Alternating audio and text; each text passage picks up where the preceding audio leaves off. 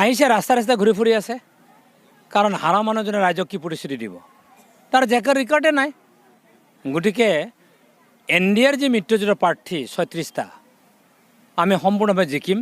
3টা ইতিমধ্যে জিকিছোৱে। আমি ছেমিফাইনেল শেষ কৰিলোঁ যোৱা 15 তাৰিখে 19 তাৰিখে।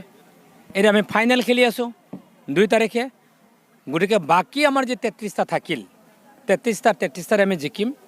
ৰাইজ শান্তিৰ পক্ষত আছে, ৰাইজ উন্নয়নৰ পক্ষত আছে, ৰাইজ নাৰী শক্তিৰ পক্ষত আছে, ৰাইজ মহিলা শক্তিৰ আগনিয়াৰ পক্ষত আছে।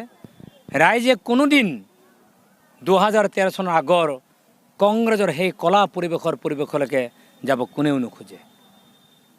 ভূপেন বৰা ডাঙৰীয়া যদি 2013 চনৰ আগৰ সেই কলা অধ্যায় মুচিব পাৰে তে বেলেগ কথা। কিন্তু মই ভাবোঁ অনাগত 25 বছৰলৈকে ৰাভা হাছঙত কংগ্ৰেছৰ সেই কলা অধ্যায় মুচিব নোৱাৰে।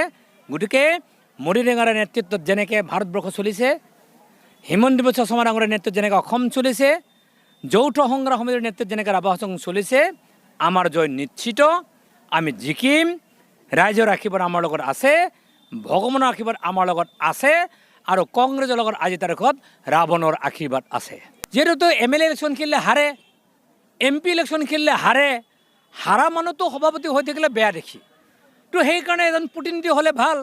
গতিকে পঞ্চায়তৰ যদি ৱাৰ্ড মেম্বাৰটো খেলি পেলাই তেওঁ জিকে, তেতিয়া অসম প্ৰদেশ কংগ্ৰেছ কমিটিৰ সভাপতি বুলি ক'বৰ কাৰণে তেওঁ ভাল লাগিব, আমাৰো ভাল লাগিব এজন নিৰ্বাচিত প্ৰতিনিধি সভাপতি হৈছে বুলি পেলাই।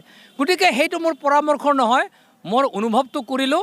আৰু মই আশা প্ৰকাশ কৰিছোঁ যি এপ্ৰিল আৰু মে' মাহত পঞ্চায়ত নিৰ্বাচন হ'ব, ভূপেন বৰা ডাঙৰীয়াই কোনোবা এটা ৱাৰ্ডত ইলেকশ্যন খেলিব, আৰু সেই ইলেকশ্যনটো জিকাবৰ কাৰণে যদি অসুবিধা হয় মোক যদি কেম্পেইন কৰিবৰ কাৰণে মাতে, মই কেম্পেইন কৰিবৰ কাৰণে যাম। তৃতীয় কাৰ্যকালৰ আমাৰ মূল লক্ষ্যই হ'ব বিকশিত অসম, সুৰক্ষিত ৰাভা হাছং, আৰু 2026 আগত এই অঞ্চললৈকে সাংবিধানিক ক্ষমতা নমাই আনিবৰ কাৰণে দেশৰ প্ৰধানমন্ত্ৰী, গৃহমন্ত্ৰী, অসমৰ মুখ্যমন্ত্ৰী আশীৰ্বাদ আমি নিশ্চয় পাম।